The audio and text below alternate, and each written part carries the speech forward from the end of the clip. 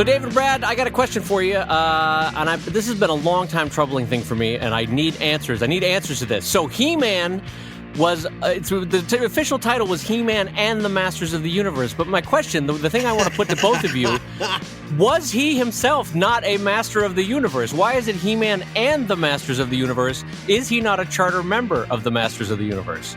Well, I mean, is the president a member of the government? I mean, you would say the president and the cabinet, right? Is the president a member of the cabinet? Sure, but they're claiming that the Masters of the Universe are, the big cheeses, the head honchos, the hoop-de-doops, whatever they are. How would He-Man be separated from it? You're saying that he is a slightly higher executive above the sort of board of chairmen? Is that what it is? Well, I mean, he gets top billing, right? So presumably he is. He deserves to be called out independently, whereas the Masters are referred to in the aggregate. And it's like Kylo Ren and the Knights of Ren. It's like, they're just there to kind of give him, like, there's a sense of that there's more and it's important, but we don't ever need to meet them or they have no relevance. I think you're missing the bigger question here, and that is this. I get that He-Man is a Master of the Universe, but after He-Man, which one of those dopes is also a Master of the Universe? Are we telling me that Ram Man was a Master of the Universe? Well, I'll tell you this right now. Orko sure as shit wasn't a Master of the Universe. I mean, my guess is that there's a bunch of other people that have other series, and it's like we've never seen their other series because they're off in some other part of the planet, and it's like, right. Jim and the Masters of the Universe has his own adventures, and it's like He-Man is like, well, this is my show, so I'm going to call myself out, and Jim can have his own show, and Bob can have his own show, and Janice can have her own show, and we can all just be the Masters, but we have our own separate little crews, or posses. David, hold on. So this presupposes that at some point, if they call a quorum of the Masters of the Universe, like they're like, all right, we got 10 of us in a room. Now yep. Janice is like, hold on a second, He-Man. I personally am Janice in the Masters of the Universe. Right. And well, this is, you know what this is? This is every Marvel movie where it's like, wait a minute.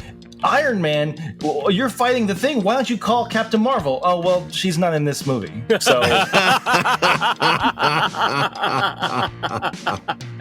Oh, God.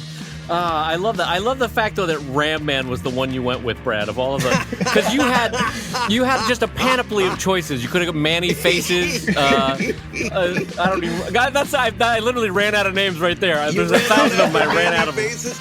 You could have gone Man at Arms. You could have gone Tila. You could have gone with we could have gone with Stratos. He was a good one. I was just trying to come up with some names, and I came up with Thundercats. I came up with Tigra and Snarf. You came up with Panthera, did you? Panthera. Which one is part of Voltron? That's the whoever it is. That was Craig who always said, "And all forms the head." What if the other Masters of the Universe are those other shows? Like She-Ra is a Master of the Universe, and I don't know the main Thundercat guy. Thundercat is a Master of the Universe, and Lion-O. How dare you? I wasn't allowed to watch any of these shows. So is that right? All I know is the toys that my wife has. Well, wait. Now, hold on a second. Hold just 1 second here. Now, She-Ra was not listed as one of the Masters of the Universe. She was She-Ra, the Princess of Power or something. Wasn't that the title? Power, yeah. Well, yeah, well, I mean, He-Man is Prince Adam, right? I know that much. So if he's a prince and she's a princess, they're both kind of in the monarchy of their respective fiefdoms. Yeah, but this is like the creeping hand of the patriarchy that she's not clearly stated as being one of the Masters of the Universe. Well, maybe she is like, you know what? I don't need the Masters to be second billing on my show. I am enough. I am sufficient. You don't get to ride my coattails. You're saying like she's split up. She's like, listen, I'm Gladys Knight. I don't need the Pips anymore. I am off on my own. Yeah, it's like it's Beyonce, right? She's not Beyonce of TLC. Is that the group? I couldn't remember myself. So bad. I couldn't remember what Beyonce came from. That's amazing. It's Beyonce, Tigra, and the Red Ranger, and Orko. Yeah, and they make up Salt and Pepper. Yeah, throw Mechaneck in there, and you've got a set. Mechaneck. Brad is now Googling. This is what's happening. Brad has started Googling. Brad's got the Wikipedia page open. You guys can laugh all you want. Brad's like, I'm really impressive with this guy none of you have ever heard of. Oh yeah, Brad. Well, I've got the Hungarian version open here, and you're forgetting all about Cesar. Cesar, the former chef that now is just he's just a master of the universe. All right. Well, listen, on that note, I'm going to say hello, everybody, and welcome to Comic Lab, the show about making comics. And making a living from comics. I'm Brad Geiger, editor of webcomics.com and cartoonist of Evil Inc. And I'm his friend Dave Kellett, cartoonist of Drive and Sheldon and co-director of Stripped. And this week's Hour of Comics Advice is made possible by your support at patreon.com/comiclab. So Dave and other Dave. Hey. Let's talk comics. Let's talk comics. Dave, why don't you introduce our guest over there? I'd be happy to, Brad. Dave Kellett is... Oh, sorry. I'm so sorry. I would actually love to hear what that introduction is. Go ahead. Give me Dave Kellett is the mayor pro tem of Hawthorne, California. Ever since the previous mayor stepped down in disgrace, he's dedicated to getting the city's budget back on track, and he's happy to report that they've renegotiated the city's outstanding bond obligations, and we are well on track for a fiscal year that's fully in the black for the first time in the 21st century. Oh my God, that was beautiful. They call him Mayor Pothole because there's not a pothole left in the city since Dave has started over. They call him Mayor Pothole because calling him Mayor Potbelly made him cry. Well, anyway, let me give a formal introduction to our guest, Brad, before we go a second further. Yes. Dave Malki, our dear friend, hailing also from Los Angeles. You know him as the longtime wonderful creator of that's what I accidentally did there. Wonderful creator of Wondermark.com. Wondermark's been running now, Dave, for what is it? Probably 15 years, 14 years? Yeah, 16 years. 16 years. I was so close as a friend, Brad. I almost got it. Yeah. And I missed it didn't give me quite enough credit, but that's fine. Dave Kellett, always undershooting. And then, of course, you know him from other projects like Machine of Death, and you can find him at patreon.com/Malki. Dave Malki, thank you for coming on the show today. Gentlemen, it's my pleasure. I'm honored and grateful to be here, and I'm excited to talk about comics. Brad, Dave and I spent a good half a week up in Alaska together, and let me tell you, the good times were rolling. And next year we're going to get Brad Geiger up there, Dave. That's the. I hope so. Yeah, you should come up, Dave. Brad, you should. I mean, you love. If I know anything about Brad Geiger, I know that he loves glaciers. And so he's going to get a chance to see one of the last ones before they all vanish. Glaciers and ravens. I know Brad, big on ravens. Can't get enough of them. That's right. Being able to be compared to a glacier is the only way I could ever be considered to be fast. So I'm always on the lookout for any glacier I can be compared to. I thought you were going to say cool, but David, both of them have a slow, constant leaking, though. That's also a problem. And both of them, as the world gets advanced in its industrial wasteland, both of them just start shrinking and shrinking and shrinking. The word you're looking for is both are receding. How about that? Well, now that we've abused Brad for a minute, Dave, let's jump in. I want to, before we get into a bunch of reader questions, I wanted to ask Dave Malki a specific question that I've always been fascinated about. Sure. So we've all heard the idea that the soul of brevity is wit, or the soul that brevity is the soul of wit.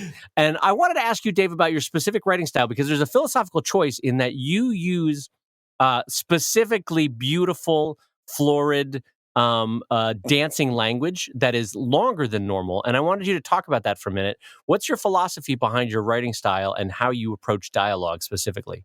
Sure. Yeah, absolutely. Well, there's a couple things that I think are happening at once. And if the listener isn't familiar with Wondermark, it's made using found art. And so I am taking illustrations out of old books and I'm sort of collaging them together and turning them into a comic strip. And in some cases, I'm redrawing some elements of them, like expressions or gestures, to sort of make it fit. But I'm usually trying to find an illustration that matches the style or the narrative that's being presented in the strip. And but what that means is that I don't have the flexibility that a typical cartoonist might have with respect to like letting some of the narrative be conveyed with body language. Oh, right, the nuance of a specific look or gesture, or right, and so I guess kind of as an unconscious reaction to that, I have. I've come around to this style of just trying to use language, just trying to use the text of the dialogue to establish the tone and the sorts of things that you might be able to get across with a facial expression or something else. So I think that's part of it, is just trying to let that do more heavy lifting in terms of establishing the cadence and the tone of what's happening in the strip. Right. But I mean, that's not all of it, because I also have plenty of comics that are not incredibly wordy, and yet I tend to gravitate toward, as you mentioned, Dave, just kind of filling the panels with words. And I say that, I mean, to my own detriment, because I do think it makes some of the comics a little bit more imposing at first glance to like slog through. And I don't think if it were a 20-panel comic, it would feel very busy. But because it's a 6-panel comic, the same amount of words crammed into a smaller space ends up feeling a little bit busy, right. Yeah. Which I acknowledge. But I think also because it's a gag strip that does not typically have continuity, I'm not exploring a concept in 5 installments over the course of a week or whatever, or I'm not following a storyline over the course of weeks and months.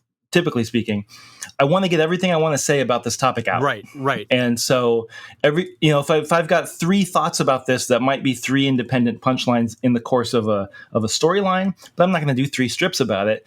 I'm just going to have them bounce that back and forth in the course of one strip, and so it ends up being a lot of back and forth. I think that's probably the larger idea. Is it's trying to be efficient via density. Right, so that you're not because there is kind of a loss of efficacy if the 3 ideas. Sometimes a loss of efficacy if the 3 ideas are stretched across 3 strips. Is that what I'm getting from you?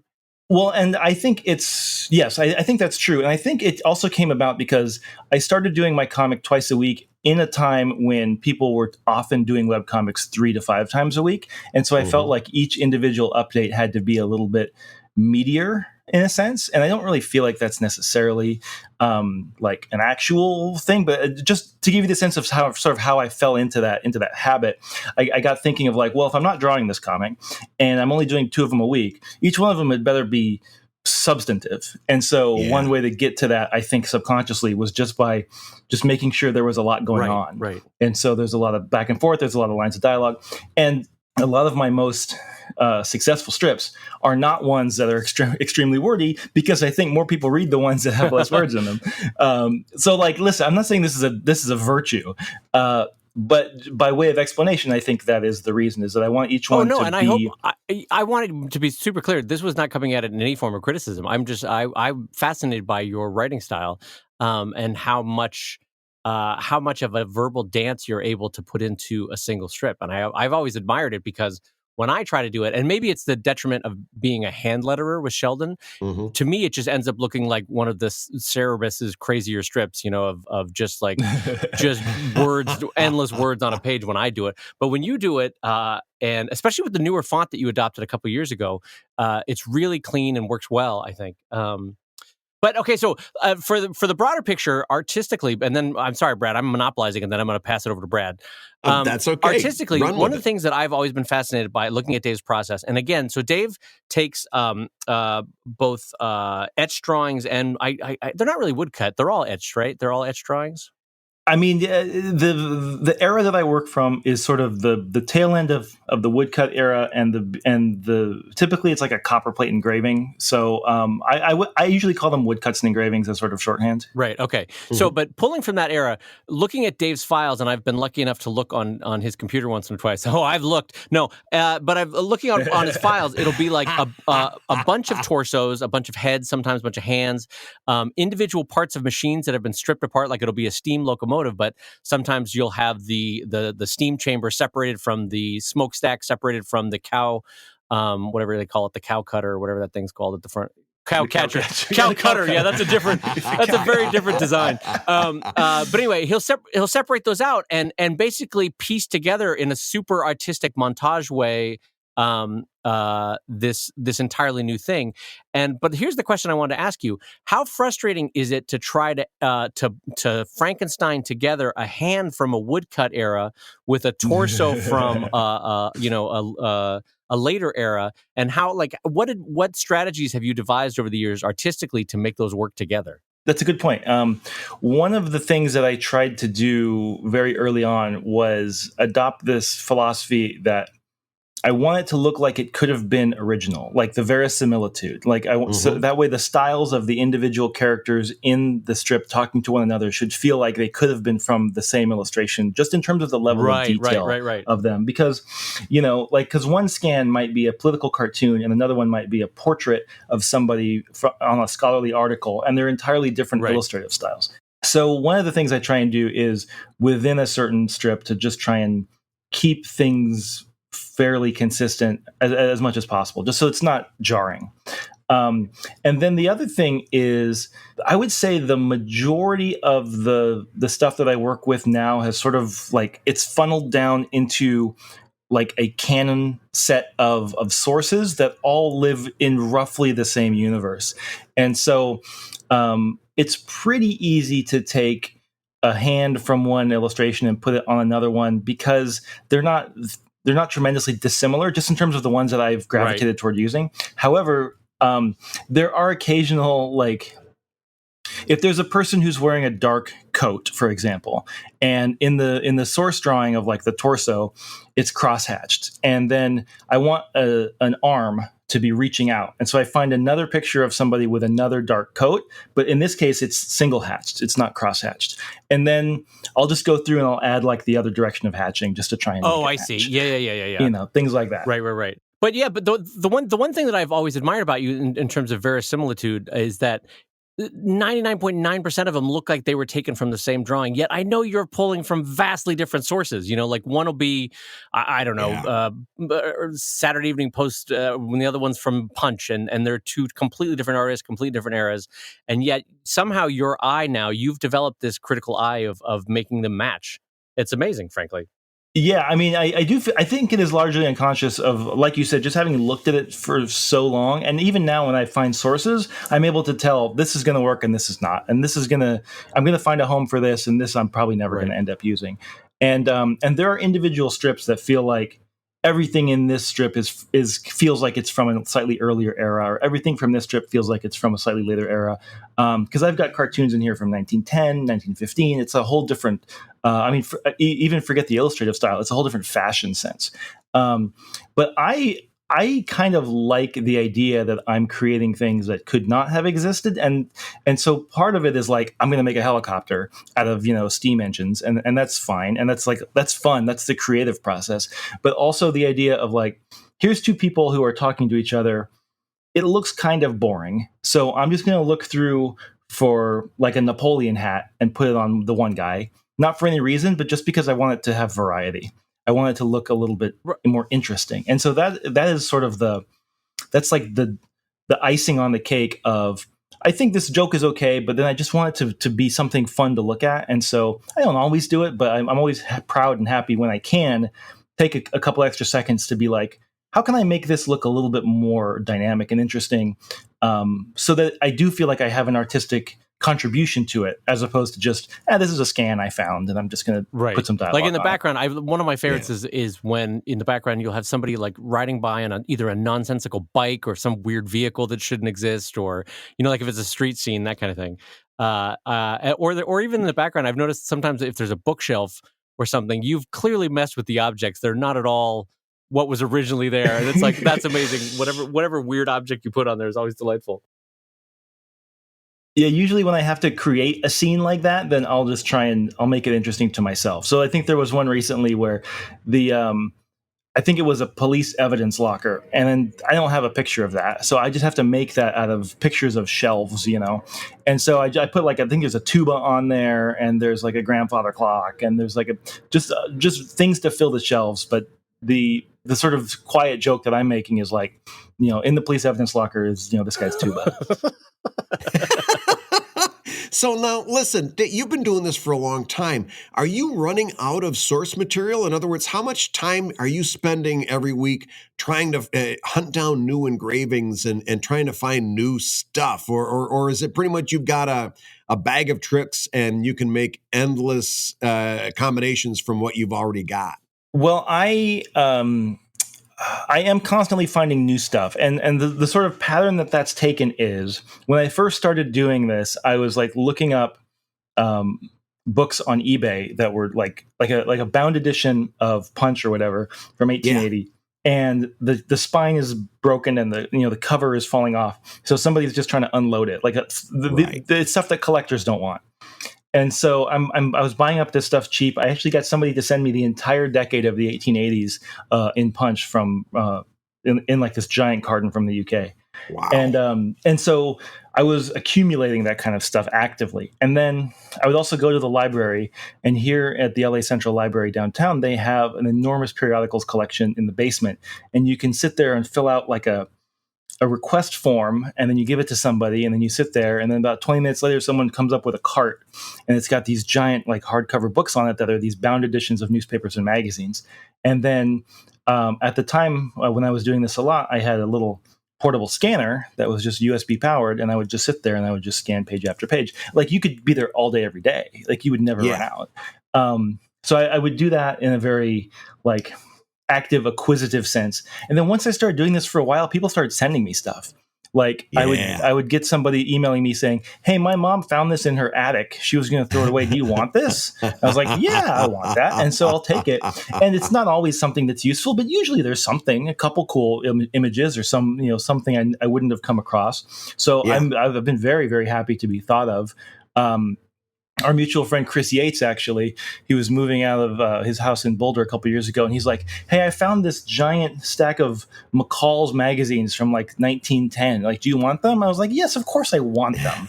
And then so he sent me this giant package. I kid you not, it stayed unopened for like 5 years because I just didn't ever need them. And then I think it was less than a year ago, I was like, "What's in this anyway?" And I just cracked it open and was just like, and I could just spend a day just paging through it, because I'm fascinated by that kind of stuff. Yeah. Now, what comes first, the idea or the image? In other words, do you look at an image and say, "Oh, I've got a joke for that"? Or do you have a joke and then you think, "Oh, now I've got to find these images"? It rarely happens that I look at an image and it suggests a joke, but it does happen, especially at the very beginning. The most common way it worked was I would put some images together just based on kind of how they looked, and then I would figure out what the interaction was. So the way I normally describe it is, what is this man saying to this bear? And it's like, well, it's almost like an improv scene where all you have to do is start with one line, and then you just yes and it from the other character, and you can develop a little dialogue. And then maybe it resolves into a punchline, or maybe it doesn't. But if it doesn't, maybe you've at least figured out what the concept is, and then you can sort of rewrite it from that point. So that was the earliest version of it was generative in that sense. And then after you do this for a while, I think, as you gentlemen both know, your brain starts thinking in comics. And, especially as an observational strip largely, or as a strip without continuity, I guess I should say, if I'm in the Costco parking lot and then I hear a snatch of conversation, I'll just write the next 3 panels automatically in my head. And I'm like, okay, so this is a setup, or this is a weird situation. And I'm like, what's the absurd version of this? And then it just sort of springs fully formed to a certain sense. And then or the concept of it, or some piece of it, or whatever. And as we all do, I'll sort of try and capture that as best I can. And then when it comes time to make an actual strip, usually what I'll do is I'll look through the scripts that I already have, or the concepts or ideas I already have written down. And then I'll look through my source images and I'm like, who looks like they're saying this? Who looks like they're making the right expression? Does this person look like they're expressing this thought? And if not, does a piece of them look like they are? And maybe they need a different hand to sort of actually do the body language. And as I've been doing this longer and longer, I don't really have continuity in the strip, but however, I do have individual strips where a person had a very specific point of view, and I've been starting to go back and find that person again and bring them back as a recurring character. So it's like, this is the guy who has bad ideas about movies or whatever, or this is the guy that always has a pyramid scheme that he's working on or whatever. And they don't really have much of a world that they live in, except if you're attentive, you'll be like, hey, that's that same guy. And he had another bad idea of the same type, 18 months ago. Oh, and I'll bet you've got readers that pick up on that. I mean, I hope I do. It's possible that I don't, but I hope I do. No, it doesn't it amaze you? Like there's a certain percentage of each of our readership, I guarantee, that have really amazing eyes for detail and for making those connections. Constantly, I get it, particularly in my Patreon, I'll get somebody pointing out something that I could have never noticed about my own work. It's like, oh yeah, I guess that's a good point. I guess I have been doing that. Can I give you a contrast, Brad? Can I give you a contrast to that? So I have one person, and you both probably have this too, that every time I tweet out a comment or a comic, he retweets it. And for the longest time, I thought, wow, what a supportive guy. He just loves all my comics, just retweeting all my comics. This is great. What a really nice guy. And then I tweeted out a joke the other day that was so demonstrably bad that even I was like, boo, I wish I could bail out on that. That was a terrible joke.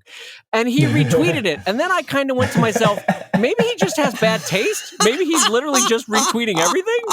Like, I don't know.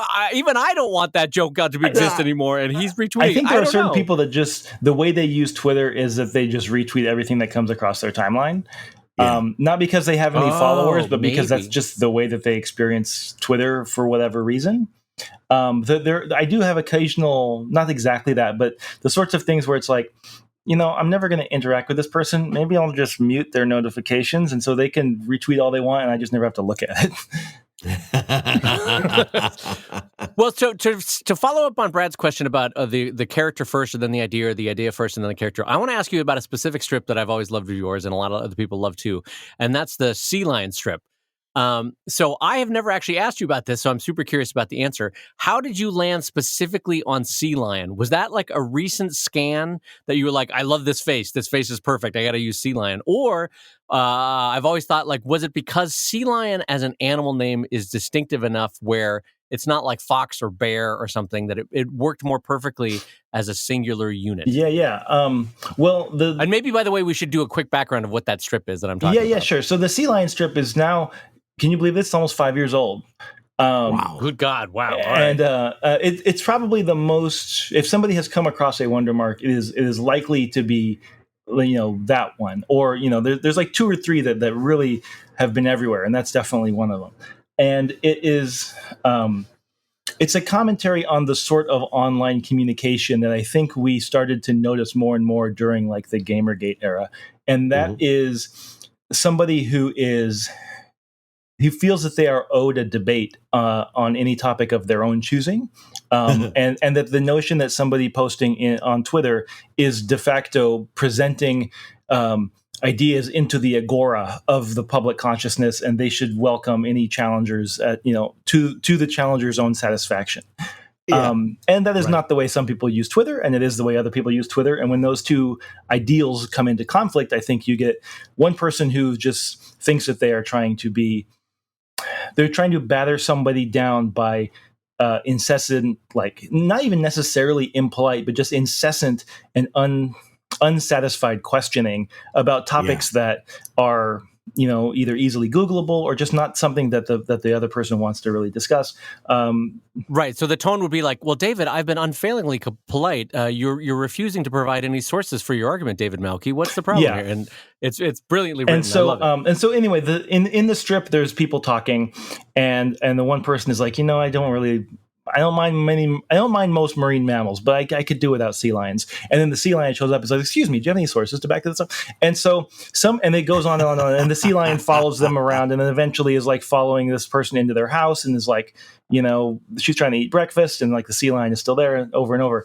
And some people, I think, who see themselves in the sea lion as being people who are always polite as far as they can tell, and they really want to just have a debate, they're like, well, of course the sea lion is being polite, of course, and this person was saying that they didn't like sea lions, and of course when you hear bigotry you should stand up to it and demand that the person back up their statement.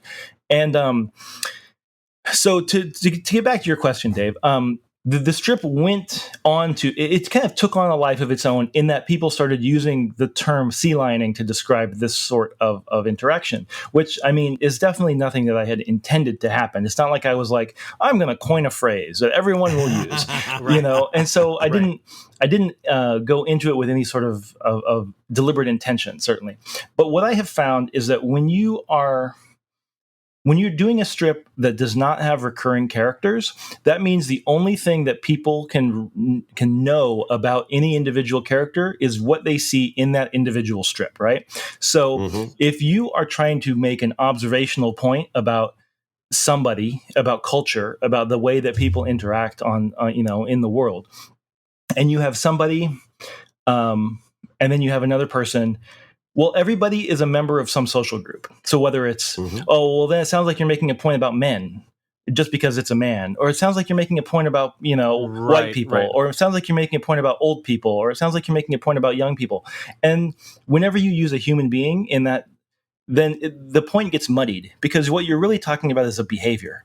And so what I have found is that if you can use an animal in that circumstance, then now it usually makes it so that people don't have a connotation of a dog or a cat in the same way that they do about a human being, in terms of the sort of social groups that they belong into, or the sort of point that you're making about what they do. It usually is more clear that you're being metaphorical, because real dogs or cats don't actually talk. And so the sea lion is intended to be a stand-in for a person who displays a certain behavior. And as it turns out, this was sort of either unconscious or accidental on my part. Sea lions are extremely annoying animals. And, Dave from San Diego, I know you've had that experience as well. And so I think there's a certain... Can I just say, can I interject one thing? I accidentally got between a mother and her pup one time, and good God, those things move fast. You think that they don't move fast? They are fast movers.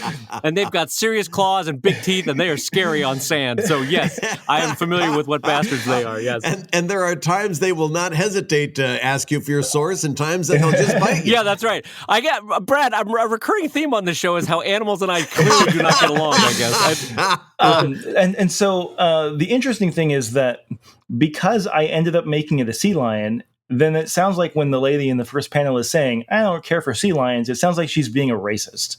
It sounds like she's being a sea lion racist, because the sea lion can't help being a sea lion. And so when you read it on its face, some people sort of take issue with that, and they're like, of course, a sea lion is the one who's not the racist.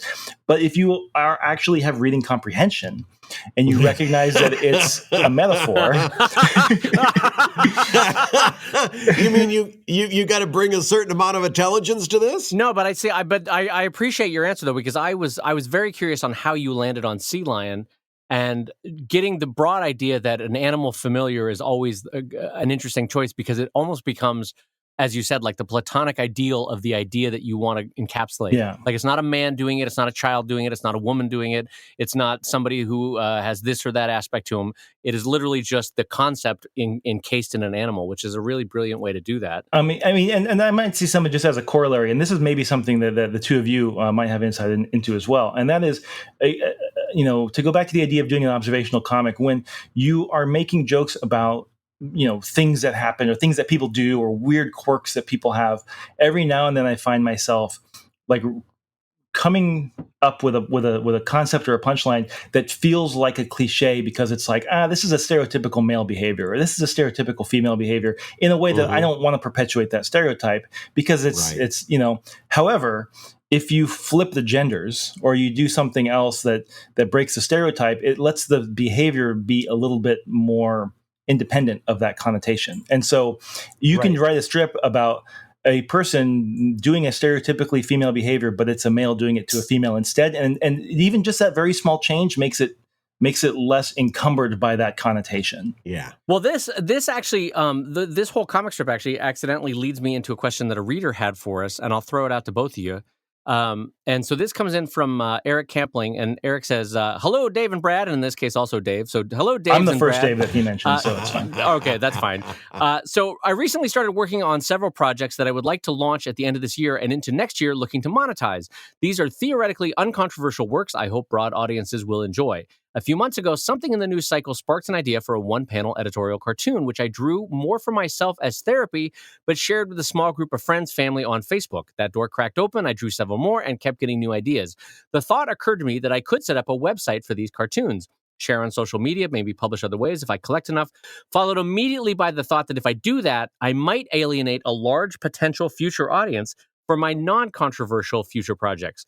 So here's the question. Should I charge forward with sharing my editorials, self-censorship be damned, or be kind to future me and keep these cartoons among friends so future audience building isn't jeopardized by current ham-handed attempts at satire? Brad, should we turn it over to Dave first, or do you want to tackle that one first? Yeah. Let's let our guest have the first crack at this one. Sure. Well, there's a lot to unpack here.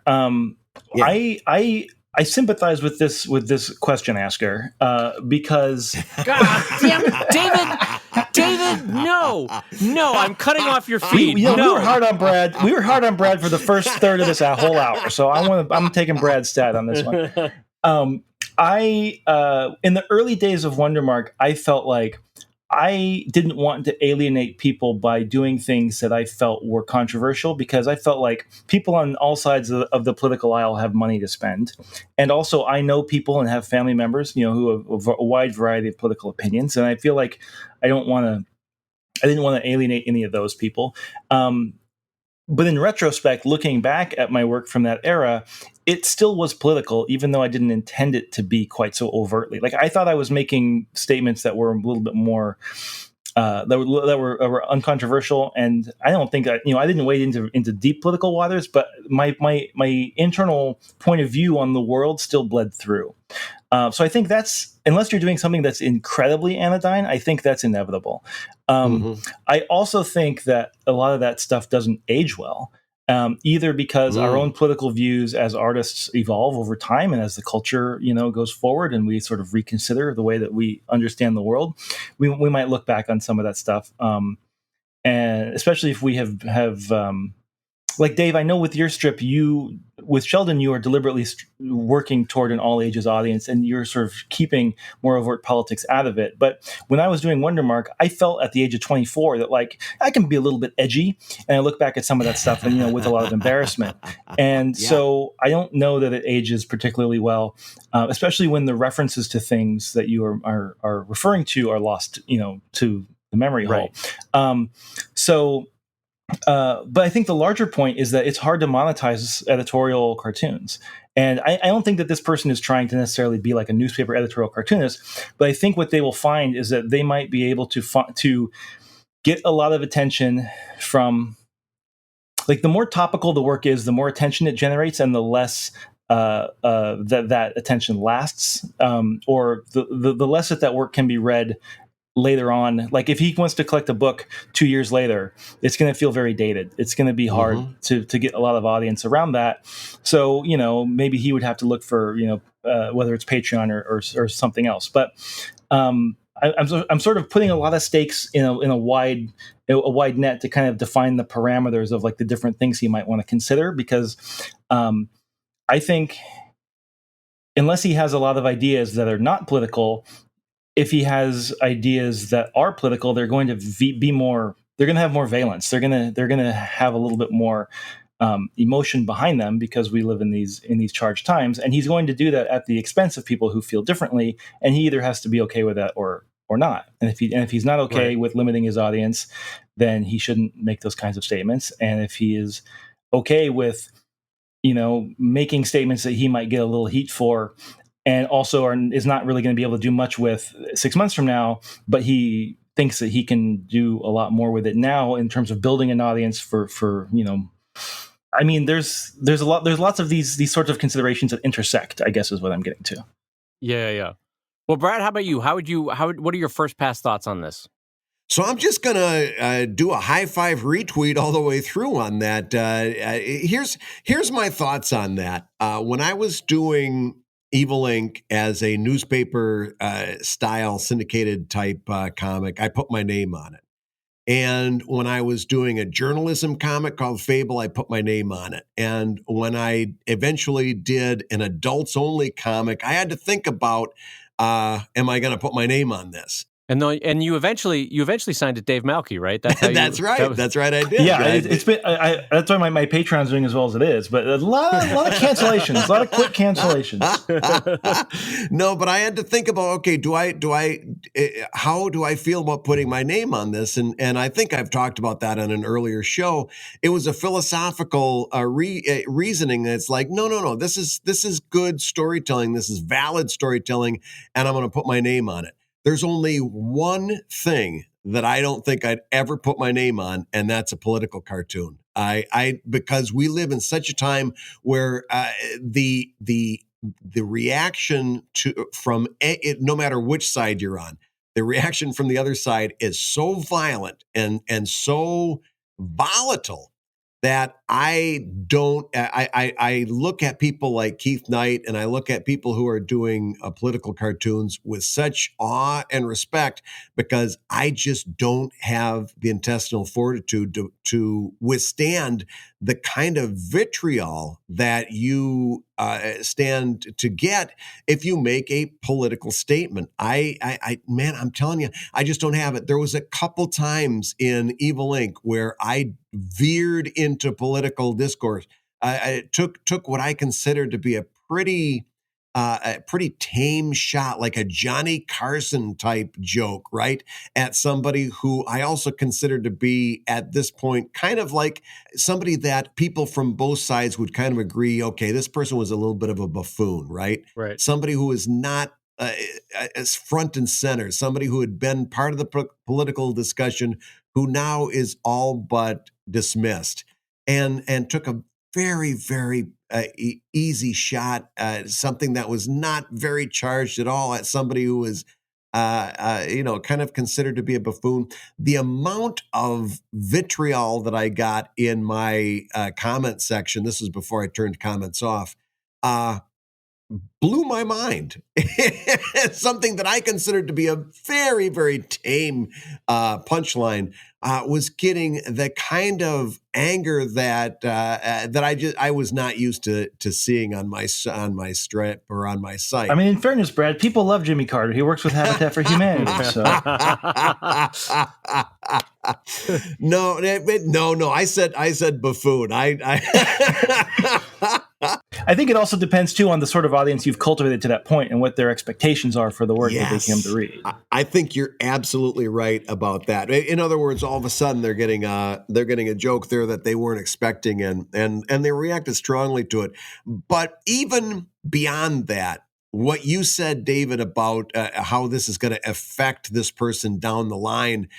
Remember, and we said this about a guy, he sent in a question to an earlier Comic Lab talking about doing religious stuff. And I said the same thing there. That's all well and good. You do that, if you feel that, do it. But you do have to realize that you are going to have a pronounced effect on half or a good section of your audience who differs from that, who feels differently.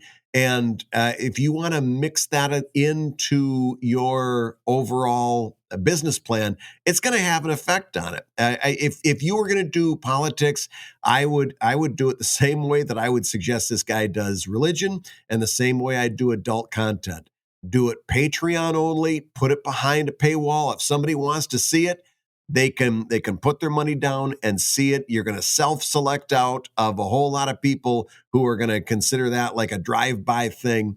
I would put that, and by the way, very few people are going to support political commentary on Patreon unless you're at a certain level.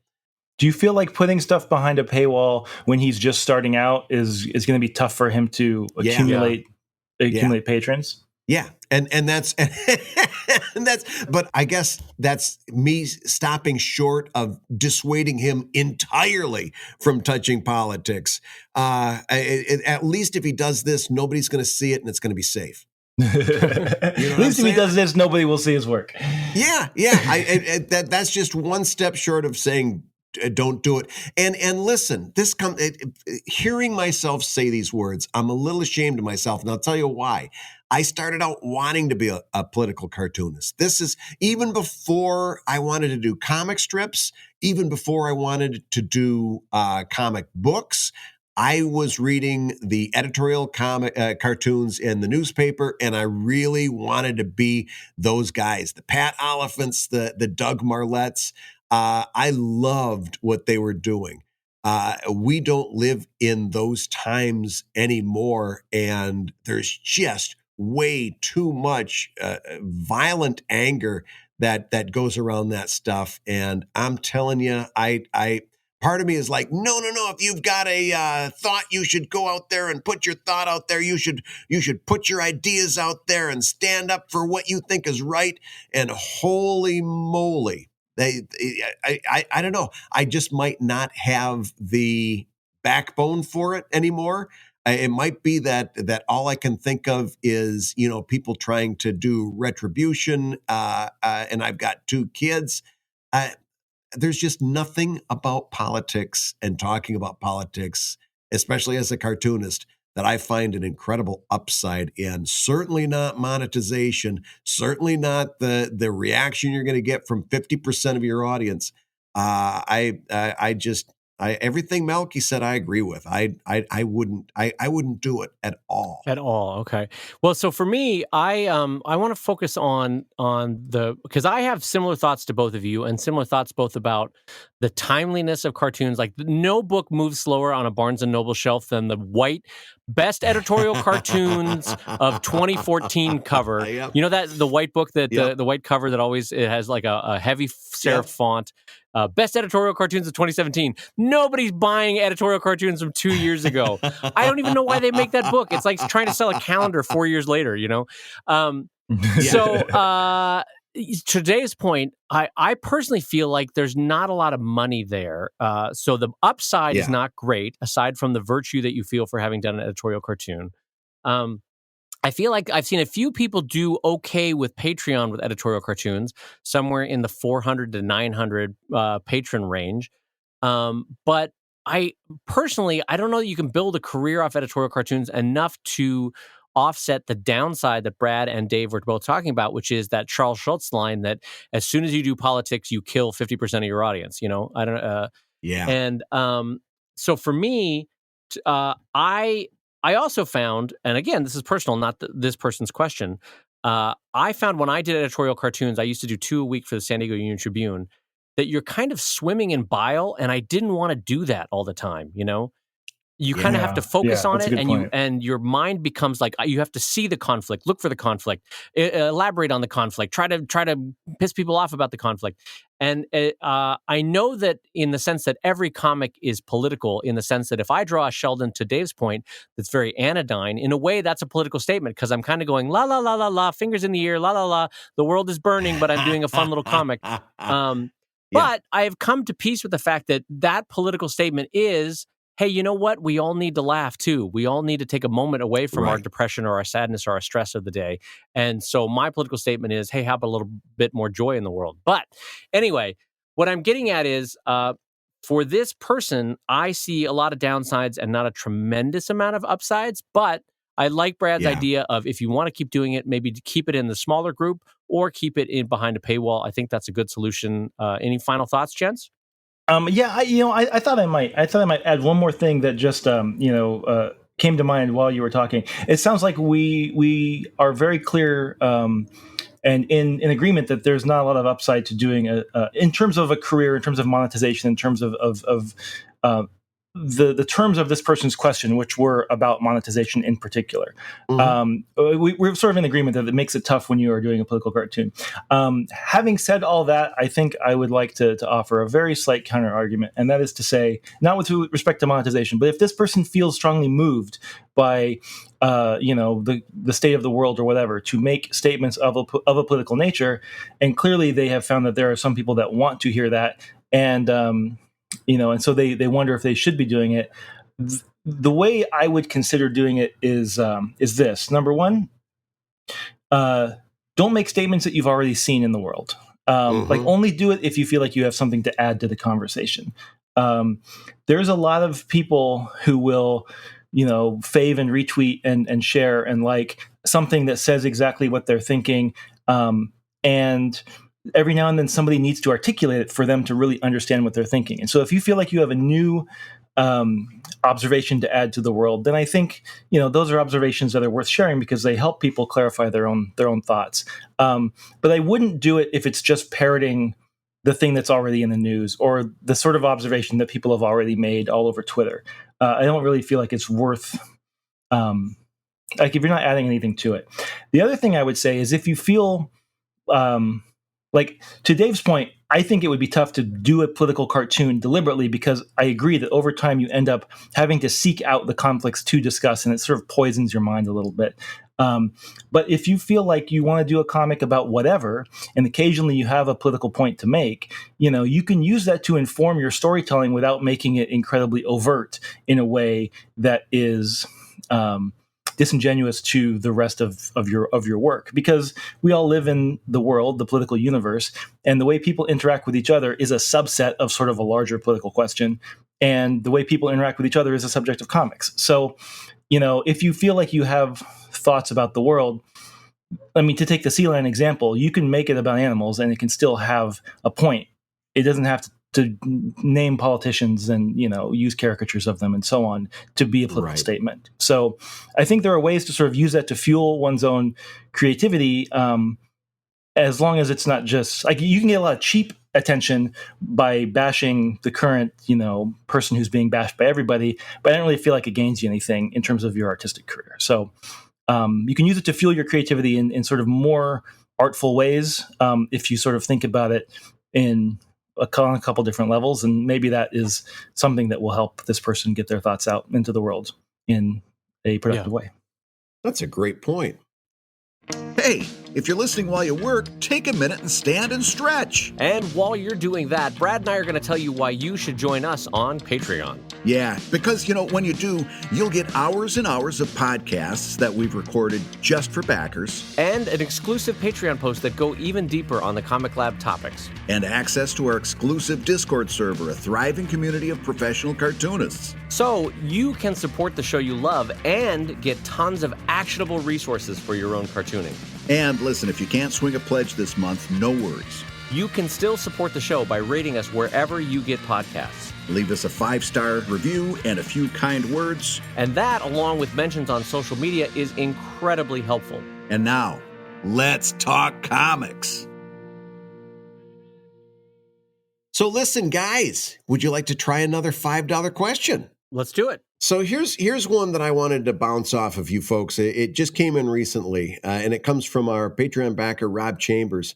And he says, I have decided to take a sabbatical from my webcomic, Meat Shield, as I am truly and well burned out creatively. This is the worst it's ever been for me. I am taking the summer months to mull things over and try to recover that spark that I used to have for making comics. My question is this: what should I be doing or not doing to get that joy back?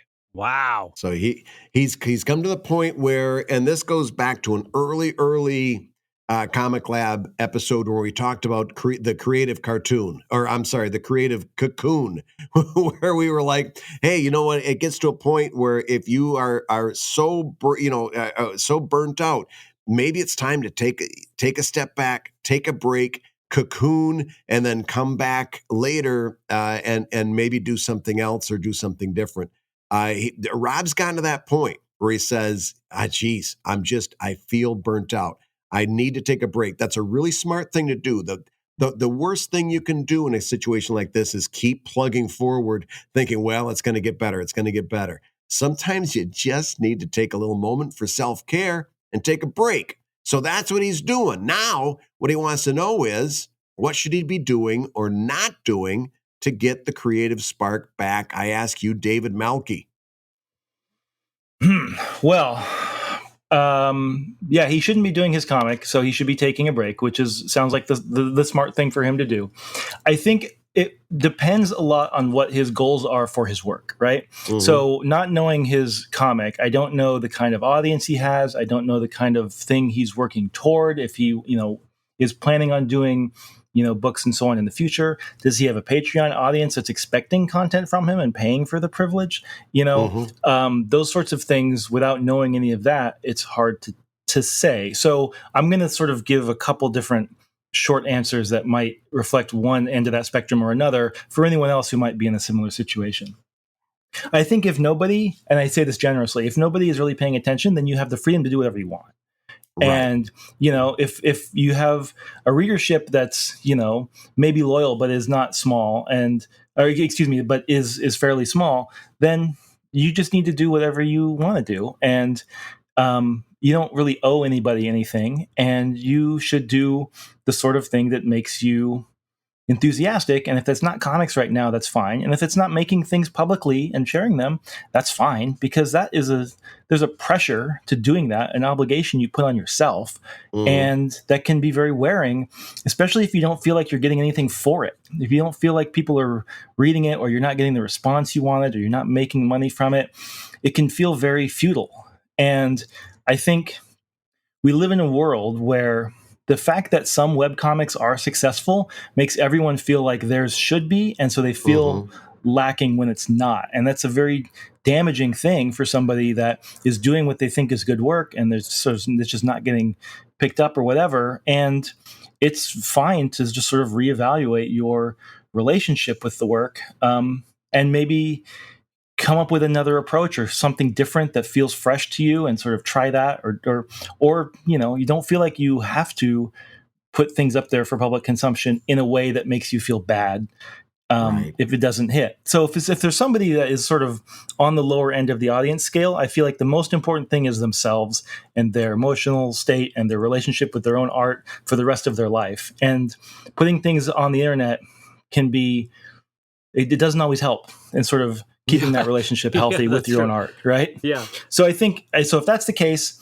then I think that the answer should be sort of toward that spectrum.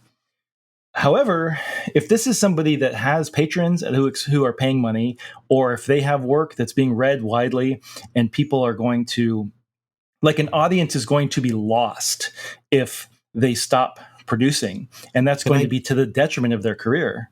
Can I jump in on there for a minute? Yeah, sure. Yeah. So Patreon has something where you can actually take a break, where it'll put a note up on your site saying, this artist is taking a break and they're not going to charge patrons in the upcoming billing cycle, and the billing will resume on XYZ date. So really? Yes. So what happens there is you keep your patrons, and they just don't get billed. So it's not creating a situation where there's like, I'm paying good money and you're not giving me anything. Sure. They're basically, your patrons are taking a break as well. And that way you're not going to lose them, and they'll be pleasantly surprised at some point when you're back. And they're not, they get a notification that you're about to set the billing cycle up again. Patreon actually has a system in place to facilitate this, and I think it's really smart. Oh, cool. Well, that's good to know. And then that might be something that's relevant. I do think there is a larger question, though, like whether or not the billing is a factor. If there is an audience of any sort, even if it's a free audience on social media that has sort of come to enjoy the work, the more absent you are from that, even if you put your Patreon on hold, or even if you are just not producing work, the more attrition you will see in that audience, and the harder it will be to regain in the long term. And so I don't know if that's a concern, but if it is, because even someone who's not doing this professionally, if they have a modest audience, they still can want to keep them. Right, they can still want to keep those people, on the hook, as it were. Well, I think the answer to the question is to create something that is still for an audience, but is not the thing that you have become burned out on. And I think maybe it's not comics, but maybe it's like, I think Achewood, if we remember Achewood, was doing blog posts for its characters for a while. The thing that I love about the internet, and as a person that does a comic that is slightly non-traditional, I have felt this way from the beginning. And that is, there is nothing inherent about comic strips or web comics that is fixed or defined, right? Like a web comic is an entertainment unit, and that can be defined as anything. Like, people do animations, people do, like, web comics is sort of a very fuzzy a circle around the larger sphere of entertainment. And, it lives in the same sort of consumptive pattern as, lolcats back in the day or whatever, of just people are finding funny things on the internet and they're sharing them and they're enjoying them. And it doesn't have to be a comic strip to serve that function.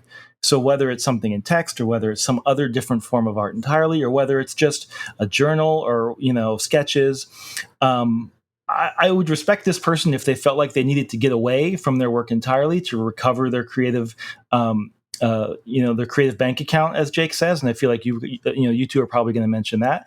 And, but I feel like if they want to keep an audience paying attention, then they should come up with something else that seems fresh and sort of try that for a while. That would be my advice.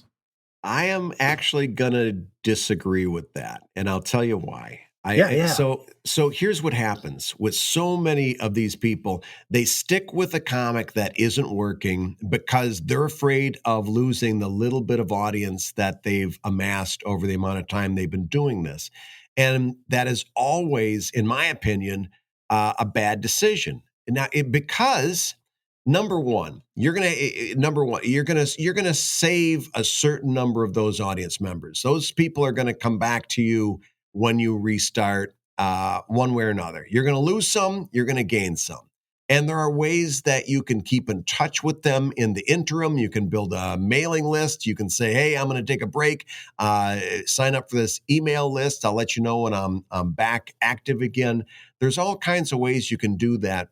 But letting yourself get trapped into this idea that you're going to lose audience members if you do this, it assumes that there's a finite number of people who are there to be audience members. And the fact of the matter is that on the internet, your potential audience is nearly infinite. Okay. Especially if you look at it over amount of time. And your ability to generate those audience members with good work, with work that is not burnt out work, work that's not marking time work, your ability to gain new audience members back and replace those ones that you lost is going to be way better when you've refound the joy.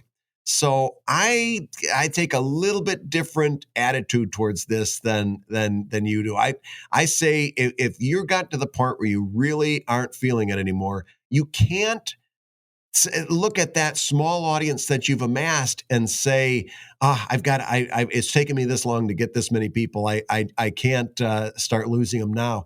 If you do good work, you will replace those people. Some of them will come back, some of them you'll lose, and there's a whole infinite pool for you to fish from to replace any that you've lost. And the only way you're going to replace them is by doing good work that comes from a healthy, charged up, creative place. So I really I caution you against this whole idea, well, I've got to save the little bit of audience I've built. I think the only way to gain audience is by doing charged up work. What do you say to that? I think you're right. I can speak from experience here that if you're it's a false premise to say like the work has to keep churning out, because if the work is not energized, is not impassioned, is not joy filled, then it reads as the comic equivalent of styrofoam, you know? So yes, it's there. Yes, it's being produced, but it's not catching anybody on fire. And so you start to feel like General Motors in the early 80s. You're producing weird cars that nobody wants, but yeah, you're producing a lot of them, but nobody really wants this thing, you know? So better to, I'm going to bail out of that metaphor. Better to, as Brad said, work on the source. And Dave had this at first. Your mental health, your spiritual joy, your creative spark. That is the core of everything you produce. And so if you don't treat that with particular kindness, then anything that springs from that is going to feel hollow. And so the part that I want to speak of from experience is with Sheldon, I had been doing it for about a decade, and I was really feeling a dry spell. And I think both Brad and Dave remember this, where I just didn't feel the spark anymore. Mm-hmm. And so the way that because Sheldon was my income at that point, I didn't have the luxury of just jumping off the ship and be like, bye. So what I did was I found a project that did spark joy from me, Drive. And to Brad's point is when you are producing work from a joy-filled place, Drive has now far exceeded Sheldon in income. And I truly enjoy doing it. And so when the joy is behind it, when the spark's behind it, the readers do follow and the income does follow. And it actually helped me realign my relationship with Sheldon so that now I'm producing it 2 to 3 times a week rather than 5 to 7 times a week. And I find more joy with it because I allow myself to do whatever I want with Sheldon. And the people that are cool with that stick with it. So anyway, that's where I'd land on it. Sure. Yeah. And I respect what you were saying. I don't think we're as far apart as it might seem. And I think like this idea of the audience might be a bit of a red herring, because I feel like there's very few people that are working in this field that would it would hurt them so badly that it would be advisable to sort of avoid trying to experiment. But Dave, to your point, what you said was that the thing that re-energized you on your creative work generally was by finding the thing that you could feel excited about. And in your case, it was Right. drive. And I feel like that's a little bit of what I'm advising this person to do, which is like, to a certain extent, I think it's bad to generate work for the sake of it, but also sometimes that is the way to keep the wheel turning to a new place. I'd agree with that. And I'd agree with that. Yeah. I know a lot of artists that are like, well, I'm going to wait till I'm inspired, and then nothing ever happens. And if this person is okay with just that not being a part of their life, and that's fine. I mean, it's up to them. And some people, it's healthier. However, if there is something else that they can do, and this is where I was getting to when I was talking about the blogs or whatever, if there's something else that interests them, then people who are paying attention to their work probably are interested in his point of view specifically as an artist, and they might be interested in other things that he also thinks was interesting. And so if he can find some other thing unrelated to the thing that got him so bummed, then that's the path to finding a new thing, is to just explore different sorts of things that he can also, like, different stories to tell or different formats to work in, and just to have fun experimenting for a while. Yeah. Mm-hmm. Well, I had a thought. I haven't thought this all the way through, so I'm going to just put this out there, and you guys tell me what you think of it. Because what Rob is asking is, what should he be doing in the next 3 months? He's decided he's taking a break. What should he do or not do? That's true. We didn't really to address find that, his did we? creative Okay. spark. Yeah, and here's the thought that I had, and I just want to get your reaction on it, because I'll be honest with you, I haven't really thought it all the way through. But my first reaction to that was, if I were advising you, I would take you aside, and your question is, what should I do? My answer is anything but comics. I would say do everything and anything that interests you, but don't do a single comic for 3 months. Just completely go cold turkey and do the things that bring you joy. Do the things that you want to do. Do the things that you can't do because you're working on a comic right now. Do all of those things. And at the end of 3 months, take a look at where you are and which things that you are doing now bring you the most joy. In other words, it's that old follow your joy thing. And if that thing that brings you joy brings you back to comics, then great. And if that thing that brings you joy doesn't bring you back to comics, then that's acceptable too. Like if all of a sudden you find out, oh my gosh, I started fly fishing, and now I go out there and I'm fishing, and I caught this trout that's 12 inches, and I'm doing this and I'm doing that, and it's bringing me joy. Then that's the thing that you should do. And if somehow fly fishing it means that you come back and now you're doing a comic about fly fishing, then that's good too. But the last thing I want you to do, and this is what I want to hear responses from you two on. The last thing I want this guy to do in 3 months is to pick up a drawing instrument and to do a comic of any sort. I think if he gets this point where he's like, I just don't feel it anymore, I think you should stop and not feel obligated to do another comic or a something comic or a kind of half comic. Just give yourself the luxury of going cold turkey. What do you think? Dave, why don't you jump on that one first? I agree with that, Brad. I think that would be healthiest for this guy in the long run. And I think his relationship with his artistic self is, over the course of his life, is more important than any comic he might make today or over the next 3 months. So he needs to reevaluate just the sorts of things that he wants to do and the stories he wants to tell, or not, or the fishing he wants to do, or whatever it is. I think we fall into a trap of thinking that everything we make creatively has to be for consumption. Like no one can have a hobby without it being, something they post online. Or even monetizable. That's the worst version of that. Yeah. Right. Exactly. It's like, why would I go fishing if I can't, sell T-shirts about my fishing exploits? You're coming right to the heart of what I was getting at there. Yeah, it doesn't have to be for consumption. And especially if he. I have again, with the caveat that I don't know the sort of comic it is or the sort of plans he has for it career-wise. We all know, however, that for most people, it's a tough road to do this as a career. And if it's something that he's having trouble with, then he shouldn't try and put that weight on it, and he should just enjoy the sorts of things that he can do in life that won't give him the same sort of heartbreak, I suppose. Right. So, yeah. So I would agree with you, Brad. Okay, so I both agree with Brad, although I might differ on the timeline. But 3 months is fine. I would say 3 months is fine. But here's two completely conflicting thoughts that I have about this kind of creative burnout.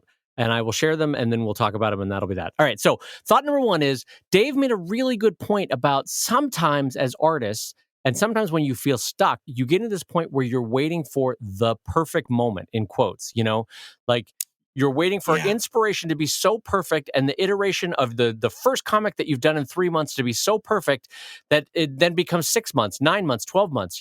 Sometimes, to Dave's earlier point, just the process of iterating, just doing this one, even though it's imperfect, to get to the next one, keeps the wheels moving, and you don't get stuck on waiting for the perfect. It doesn't perfect doesn't become the enemy of good in that regard.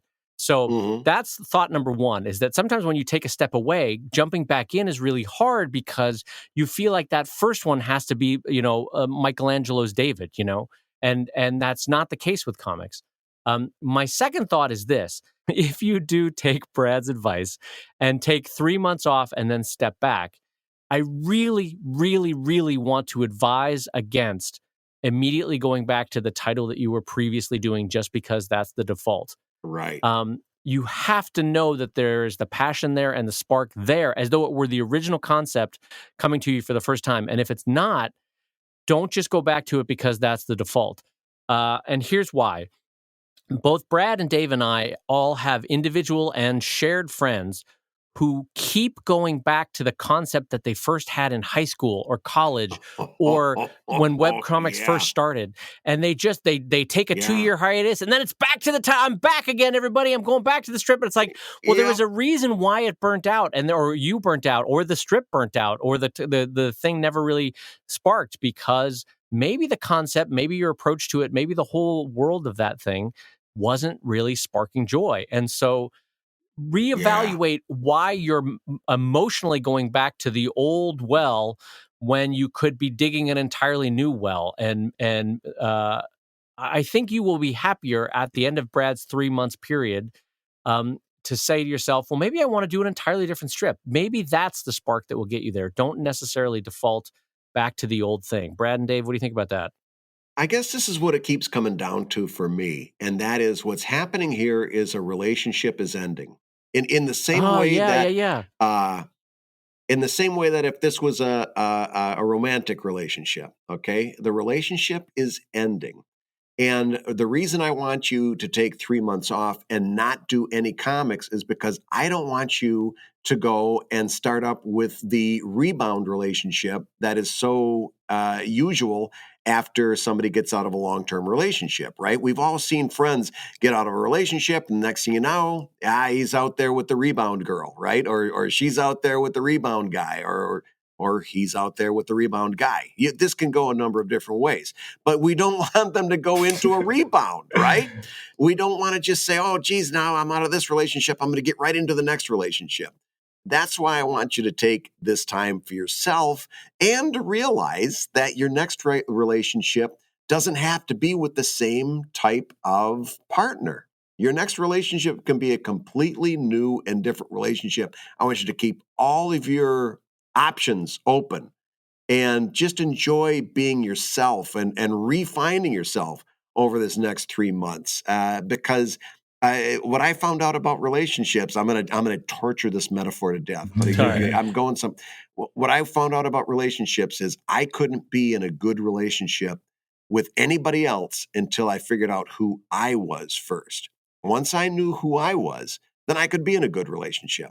And although I don't think that that's a complete parallel, I think there are elements that carry forth. I think you've got to take a little bit of time and rediscover what it means to be you. Yeah. Dave, what are your thoughts on that? Well, I think I might have a way to synthesize all of what we've said. Great, go for it. In a concrete, actionable step, which is what the person had asked for.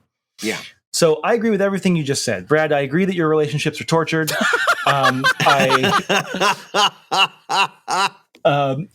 I think in some cases, when you get out of a relationship, to continue the metaphor, what you need is a one-night stand, just to sort of refocus yourself in terms of like getting out of the headspace of where you were. So I'm going to go with Brad's advice and say you should take a break. I'm also going to go with Dave's advice and say you should not be afraid to experiment and iterate and try and make something, but that you should not go back to the thing you were doing because you feel like you have to. And I think the thing that people, in my experience, the thing that people fall into as a trap is thinking, all right, time to make the next comic that'll be peanuts for the rest of my life. Yeah. And let's sit down and let's figure out how I'm going to spend the next decade of my life telling this epic story. And the thing that I rarely see people do is I'm going to tell a great short story. I'm going to tell a great 8-page story, or, not even for any reason. I know that you guys are down on anthologies, so it's like I'm not even going to say that there's any purpose to it except to flex your writing muscles. And so if you go away from the thing that's causing you distress, and you come back and you want to do something that you're still interested in comics, it still excites you, just to get your muscles limbered up again, give yourself the challenge of telling a 1-page story with all new characters and a new world and a new setting. Give yourself the challenge of telling a 4-page story, and put an end point on it such that that it can't continue forever. It's only going to be so bad if it is bad, and you'll move on to the next thing after that. And I feel like that sort of thing can help develop our creative muscles in a more robust way than continuing to try and do one thing over and over and over and over and over. So that's the challenge I would pose to this guy. Yeah, David Malki. And the beauty of the one-night stand approach to comics. Where were you when I was in my 20s? he was making a move on other artists, Brad. That's where he was. Yeah, I was trying to do the math. I was 11 years old. I don't know. No, but I like that idea because I often, before we wrap this up, I often get too mercenary and say that the only reason you do a project is to make a career out of it, make money out of it. But Dave's right. In this situation, what you want is the one-night stand that's basically art for art's sake.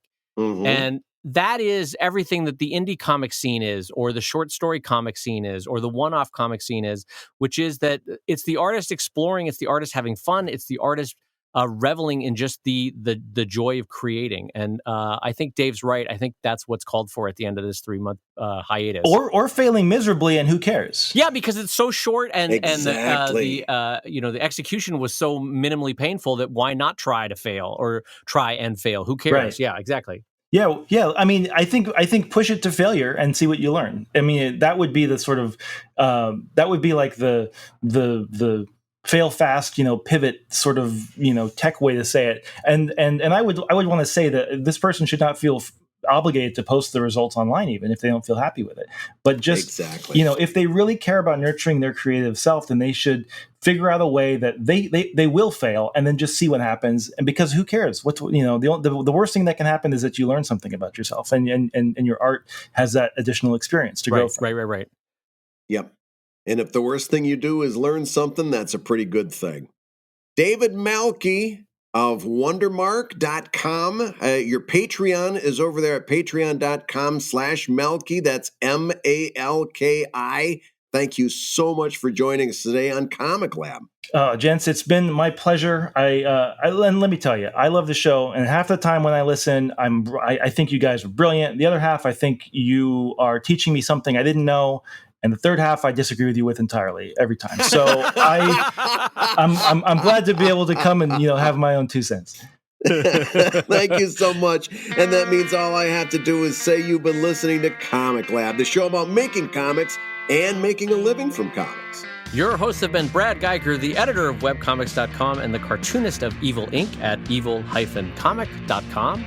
And Dave Kellett, co-director of Stripped and cartoonist of Sheldon at sheldoncomics.com and Drive at drivecomic.com. And the Comic Lab theme song is used with permission from Andy Creighton at theworldrecord.net. And this episode and all episodes was edited by Matt Woodard of Woodsong Productions over at www.woodsong.media. Comic Lab is made possible by your support on patreon.com/Comic Lab, so we're going to go ahead and say that twice. Patreon.com/Comic Lab.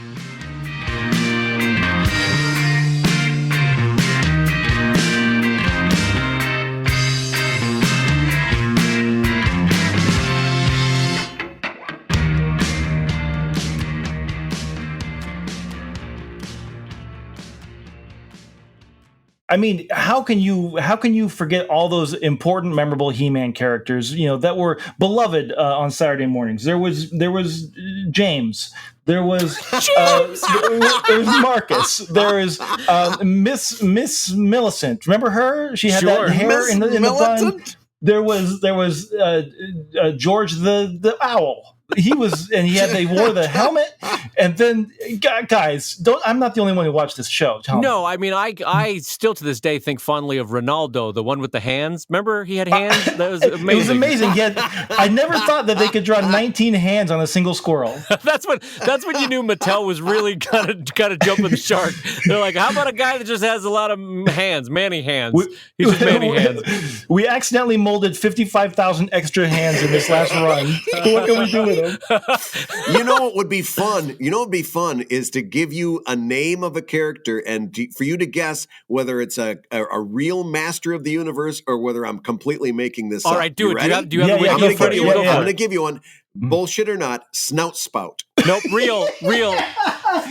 I know that. They're all going to be real. They're all going to be real. I know that one was real because I had that one on my desk at Mattel. Oh my God! Really? Yeah. Okay. I did. How about Gwildor? Gwildor. No, that's from Lord of the Rings. Gwildor. David Kellett. Malki says no. You say? I want to say Gwildor was the elf dwarf creature. I'm going to say yes to that one. Oh, you're looking at the same page I'm looking at. He is. He's a dwarf-like Thenurian, inventor of the cosmic key. Thenurian. You didn't say he was a Thenurian. Dave, you're a rube, David Malki, not knowing the Thenurians. Okay, one last one. One of He-Man's friends, Hero. No, that did not exist, did it? Because if so, I'm retroactively mad. They're all real. He just has the Wikipedia open. They're all real, Dave. Hero was the most powerful wizard in the universe in the unreleased Powers of Grayskull toy line. Yeah. So he should have been the master. Dave Malki, I put this to you. How does a guy with a sword beat the most powerful wizard in the universe? There's no way you can get close. That's the master of the universe. Compromise. The answer is compromise. I like, though, the idea that they might have gone down this naming road of like, all right, we got He-Man, Hero. What else we got up? Who's coming up with more in the brainstorming session here? We got Hemoglobin. It is interesting to think that there must have been a process of coming up with these names. I mean, and Dave, you know better than either of us how that works. But somebody did have to make that decision that Hero was the name to choose. Yeah, and then on that naming list, because I used to create a billion of those naming lists. One of the options was hedonistic, and that was like, no, that's a scratch. That was one that you put out there just so they could shoot it down and feel like they were being useful. Yeah, you got to let the marketing team feel like they're intelligent. So you put hedonistic on there, and they're like, how about Hero? Yeah, that's also a good option. Great. All right, we're done. Oh, I just got it. Hero.